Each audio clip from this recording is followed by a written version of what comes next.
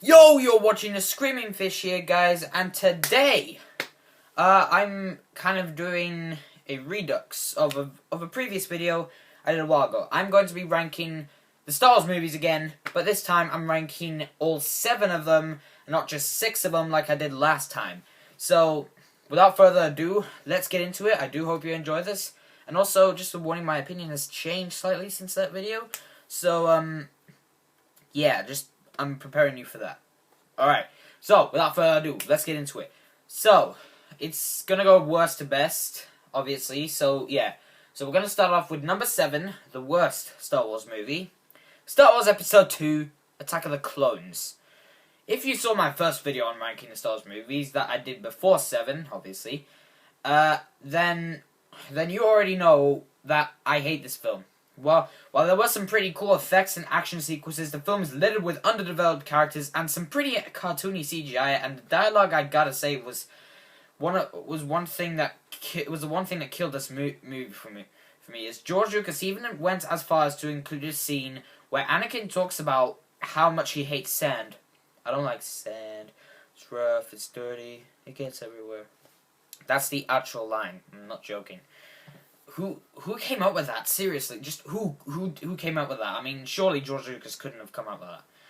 And well, the only other good thing I can say about this film is that it does have a pretty cool scene that involves Anakin losing his mother, and therefore taking him on the road to becoming Darth Vader. But other than that, this is a boring CGI mess with horrible dialogue and horrendous acting, and to top it off with a bad story. So, my second worst Star Wars movie, Star Wars Episode 1, The Phantom Menace. I am willing to say that I don't hate this film as much as most people do.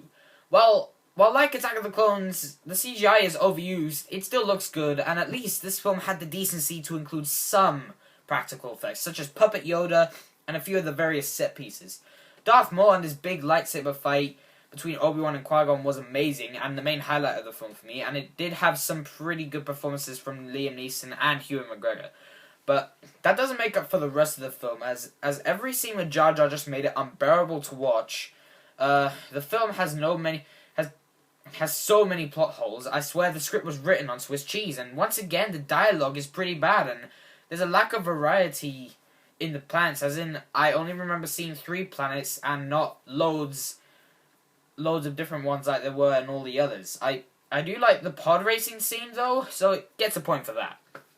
So, yeah. So, the third worst Star Wars movie is obviously Star Wars Episode 3, Revenge of the Sith. There is some amazing CGI effects and action sequences added with the thrilling lightsaber duel at the end, which is amazing. Not to mention General Grievous, who wields not 1, not 2, but 4 lightsabers, and a story that finally completes a trilogy, and Anakin's journey to the dark side made this film at the very least watchable.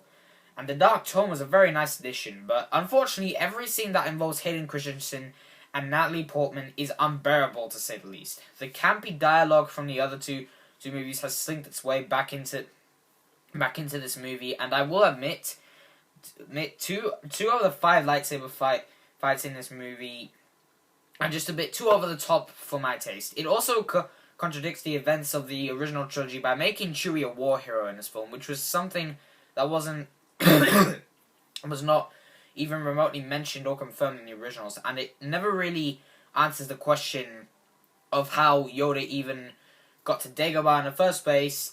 If you look at it in one way, I guess it's okay, but overall, I don't really like this film, but it is better than the other 2 prequels, I'll give it that.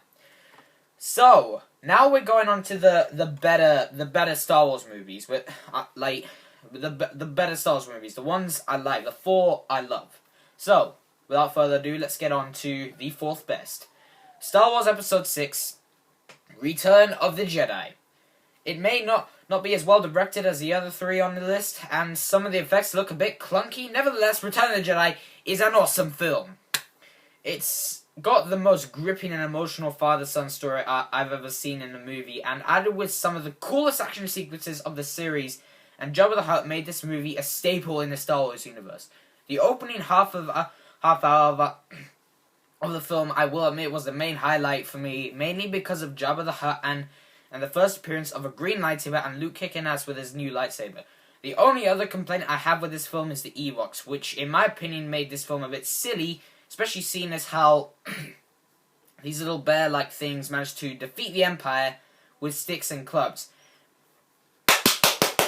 Brilliant, Lucas. Just brilliant. Stupid.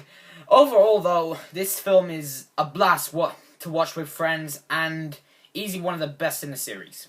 So, these are the 3 Star Wars movies I love. These are the ones that... These are the 3 that... These are my 3 favorite movies of all time, and I'm not gonna change that. And it was very hard for me to put them in a specific order of which one is better. So without further ado, let's get into it. The 3rd best Star Wars movie of all time is Star Wars Episode 4: A New Hope. That's right, the film that started it all. Back in the 70s, which is actually when this film came out. Not joking for anyone who doesn't already know this.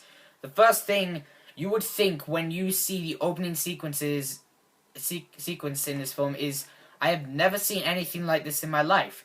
And that's exactly what I thought when I first watched this film at the age of 5 with my dad. Rest in peace, Dad.